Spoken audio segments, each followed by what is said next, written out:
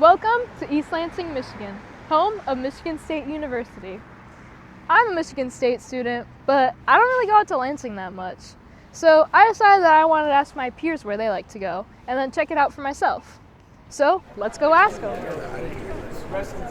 Excuse me, do you think I can interview you? Oh yeah, of course. All right, okay, so what's your favorite place in Lansing? Food or like bar-wise? Any place, your favorite place. I would say Lujas. This is my favorite bar and has really good food here too. Sri Saffron. 7-Eleven. Crunch Fitness. Cottage and Pizza is my friend Ethan's His apartment. apartment. The amount of tomfoolery I've had with my lovely, lovely friend here has given me more lifetime memories than I could ever account for. I'm gonna say the library. Studio E and DMAT and the College of Communication Arts and Sciences. The Arts Pub. Lansing Shuffle, Bruce Pets. Pablo's. Pinball Pete's. Pinball Pete's. My favorite place in Lansing is this Noodles and Company right here. The Constellation Cat Cafe. There's a line in this city. You can't see it, I can't either, but almost everybody knows where it is. On one side, crowded sidewalks, long lines, familiar faces. On the other, music, food, and stories, waiting. And most students never cross it. So we did. Michigan State is designed to be its own world. The students here live, eat, socialize, and build routines all within a few blocks. Even when a larger community exists nearby, it can feel far. Not just physically, but socially. Lansing tells a story of community, whether the students see it or not. At Max Bar, it's about stepping outside of your comfort zone. Music offers a way out. Live performance creates something unique, a shared moment between strangers. It becomes a home away from home, and today, that's rare. My name is Chuck Menino, and I'm the owner of Max Bar and the booking agent. So I've been booking all the bands since 2005. And this place was a pretty hardcore place. It was like metal and punk rock mostly. And then I kept that same kind of music. I mean, this is a punk rock showcase today from all over the United States. And we have a lot of touring acts, national acts, but also I brought in like electronic music, rap, and hip hop. And I also brought in hippie music and jam music. We've had Green Sky Bluegrass here. We had an electronic act that kind of crossed over into the hippie genre, Grizz. He got his start here. One thing we do is we have comedy night on Mondays. So we have reoccurring comedians every Monday, which is really fun. That lightens the air a lot. People love that, on a Monday. And open mic night is gonna happen before that. Neon Tuesday was the thing we started when I bought the bar because it was like dead on Tuesdays. We're like, what can we do? And we said, let's make electronic music. So all the DJs started to come out of the woodwork, and then before long we had a reoccurring crew that was, the order was the same, but their shift or their slot would change. And then we offered a spot for someone to guest DJ every week too. So it brought a lot of people in from East Lansing, everywhere, and that still happens today. That's Tuesdays. Wednesdays is karaoke. And Thursdays is electronic, and then Fridays, Saturdays, and Sundays are shows. We have drag queen nights on Sundays. This place is important for this town, the culture, bringing all different kinds of music. I mean, every kind, because there's a lot of bars in town that don't do rap and hip hop and stuff like that, and we do it all. And it's important, to support all those, or else they die out, really. The fans leave, and then the smaller bands that emulate the bigger bands aren't there. And then, there's not really that any fans to go see the national band, so. Max is called Max because there was a guy named Claire McKenzie. Well, Claire McKenzie started it back in maybe like the 40s or 30s. And then he started to slip into alcoholism. Well, there's some funny portraits painted of him. Supposedly he lost his teeth. And he always wore that hat. The building next door was the Conway Longson Law Office, and I bought it. And I'm going to turn it into a restaurant, and we're going to cut an archway and connect the two. So that's the plans for the future. Our visibility in East Lansing is growing every day, and kids are coming here that are MSU students, every single night. So just growing.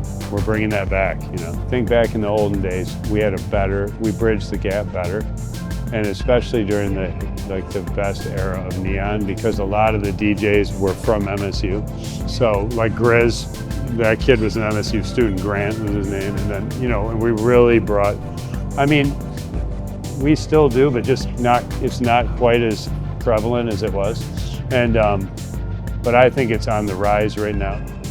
East Lansing is a cookie cutter, you know, down by Hopcat and that whole area, you know, with the Landshark, Rick's. I mean, I went to East Lansing, so I know. I mean, you know, but it's fun. But it's, you know, if you're looking for original music and not cover bands, and if you're looking for original art and stuff that's different, which people that usually are into that look for it, so they know where to go. Let your ears follow you to Max Bar. There's a lot of musicians who hang out at Max Bar, and they all want an opportunity to play music in a chill environment when there's not as many people here and there's not a lot of concern. It's just freedom. People that are looking for adventure, people that are looking for originality, people that are happy to be themselves. It's always been that way. It's got a positive vibe. It's like people don't fight here. They never have. I mean, you can have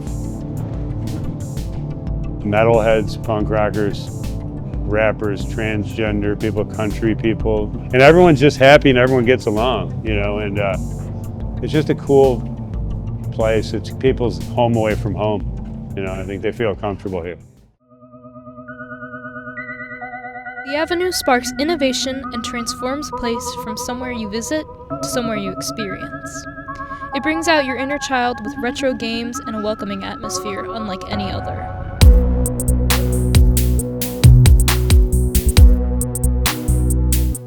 My name is Danny. I am the general manager at the Avenue Cafe, 2021 East Michigan Avenue in Lansing, Michigan.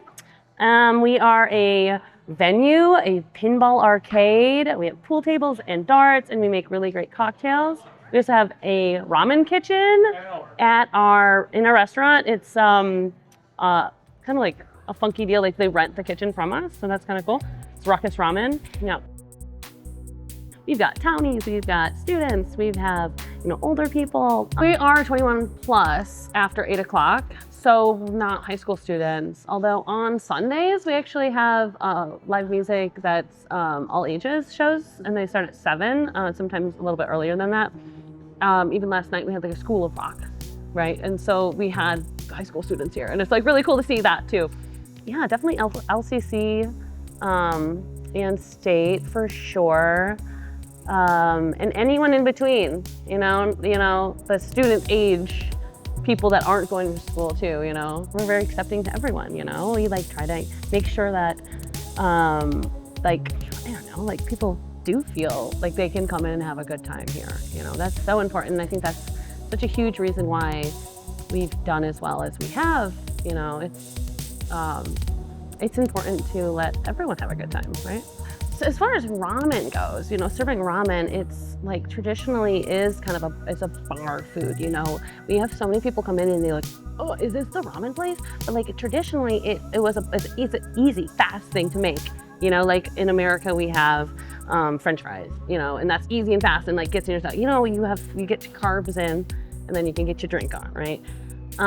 So I think that our kitchen right now works well with what we're doing here, you know, and a couple cocktails and some good entertainment go hand in hand, right? Yeah. Our weekends have been like very exciting. Lansing doesn't have a club scene, and we've got like this mini club scene that's been happening within the last year. Right. I've worked here for 10 years and I've never seen it as energetic and exciting as it is right now. People come out and they actually dance. I'll tell you that in my 10 years, how many times we've had a DJ night and like we'll have a full bar and like 3 people are dancing. It's so sad.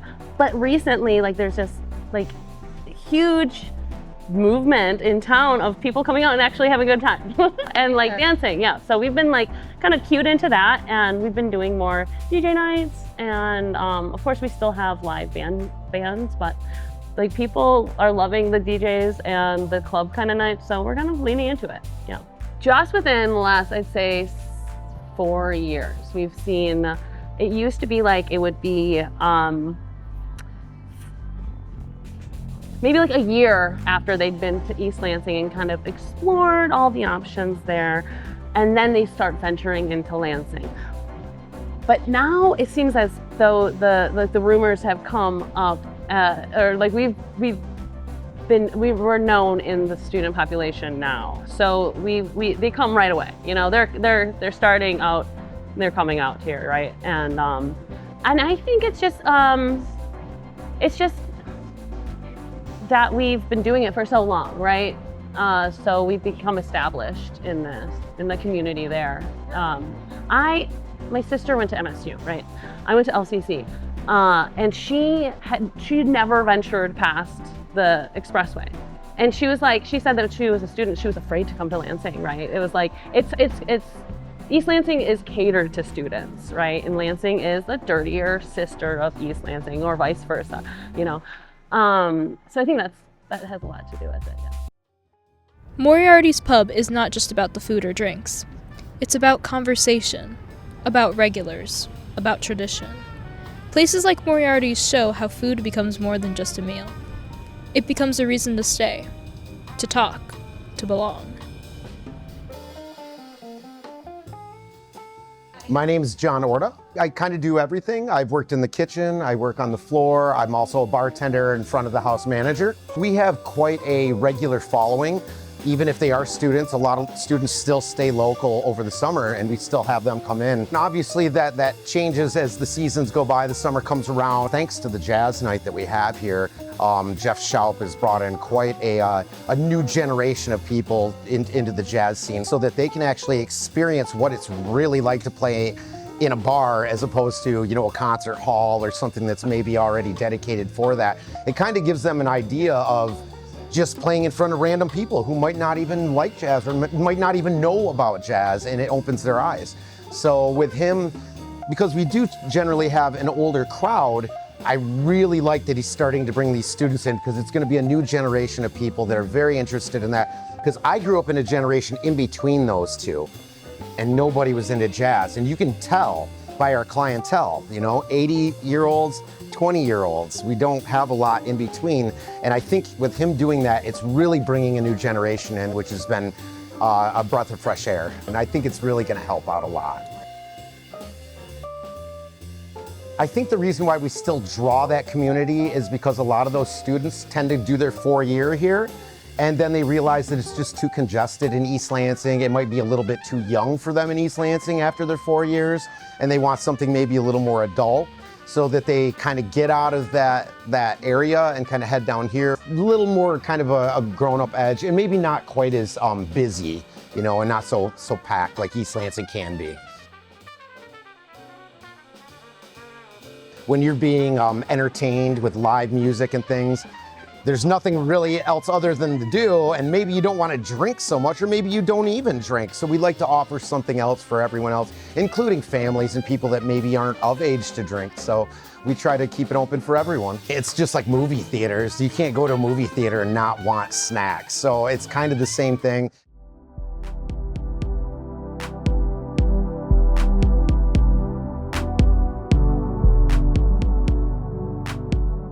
We felt that there was more to discover at the Avenue. The kitchen. Hi, my name is Darcy Donbrock. I am, I'd say, a creator / cook. I do specials. I used to do a pop-up at Ruckus Ramen. I used to do pop-ups during COVID. Like, I wasn't employed on the regular, so I work at Dagwood's while I used to make soups there. Once a week, we would have a pop-up. It's called Tipsy Taco. And then someone else would do like dumplings on Thursdays, or like cheesesteaks on Wednesdays. And then the exit sign down there, people would just like show up. We'd have it ready for them. yeah, feed the community, you know. I've definitely inspired some people to try some new things or like think outside the box a little bit more, but I don't know, like we coming together on Sundays and like watching live music and eating with your friends, you know, it's a family. So yeah, it's impacted me, I'd say. I would say the Thursday specials are the most like involved with the community as far as like everyone, you know, they like the videos. Sometimes they're just like, what are you guys doing? They're so chaotic. Danny a lot of time will send me a voice note and I'll be like, okay, this is it. And then we'll be like, I love it. Just some weird spoof of something, like Halloween's our favorite time to do it. Like I said, it's a lot of like last minute, you know, we're coming up with it, but it's fun for us. And I think people see that. So I feel like people laugh with us and that means a lot to us. But it's also like I am trying to make like chaotic, like, you know, banging food too. So, but yeah, and then I just do some kind of like, today my burger is a loaded potato skin burger and it's QD chip dip turned into a sauce on top of it too, with more cheddar cheese and then beef patty. And we always do a vegetarian version and then non-alcoholic version. Like Danny has like a carbonated banana, like brown sugar pretzel daiquiri thing. It's like, yeah. And every Thursday we just do it, you know? Like I have a car now, but when I first started doing this, I would get picked up like in a Uber. They take me to Kroger. I'd like go in there, wait outside of the car. They'd be like, oh my God. And then I'd be like, pop the trunk. You know, then they'd bring me back here. My coworkers run out, get out of the trunk. Like I do that every Thursday, every Sunday, you know? So I think people know it's the love and the thought. You get like a little bit of everyone. I'd say it's a lot of industry folk that like know you're gonna come in for really good food special, really good drink special. Like, you know, you're gonna know the people. It's a nice neighborhood bar, so you get regulars that bar hop, you know, have a drink around the block or like, you know. It just really depends on what's going on that night. We have trivia, especially on Thursdays, or like karaoke, you know. The age demographic is so, like, I see people walking in with canes right in like a pool stick, like, you know, to like people that I'm like, there's no way they're 21, you know. So some people are like, that's where like the artsy, edgy like, people hang out. It's not even like that. Like it's, I mean, obviously it is a bunch of artsy, edgy people, you know, sometimes, but it's also like super welcoming. And there's, you know, like one of the biggest pinball bars and yeah, good food always, like ramen always too, weird specials all the time. Yeah, live music, karaoke. What else do you need?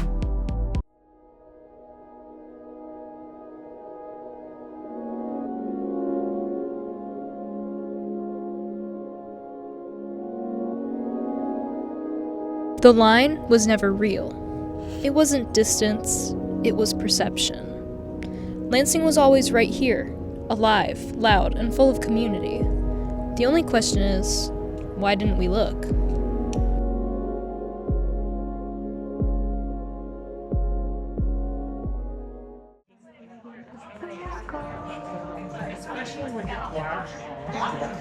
Hey, how's it going? I'm good. All right, so what's your name? Tell us a little bit more about yourself. My name's Clara Childress, and I'm a student at MSU. Amazing. I just have a couple of questions for you, if that's fine. Yeah. My first question is, what did you learn from this whole experience? What I've learned that like Lansing is actually like a really interesting place, and I honestly wouldn't have gone to Lansing and really explored it as in depth as I did during like this project. And I've just connected with my peers a lot more by like just playing games and like messing around with each other. That's amazing. Hold on now. This is the biggest question. Are you ever going to return to Lansing sometime soon? Oh, I'm totally going to go back to Lansing. I'm going to be like... Guys, come on, the food's getting cold. Oh, let's go. Yeah.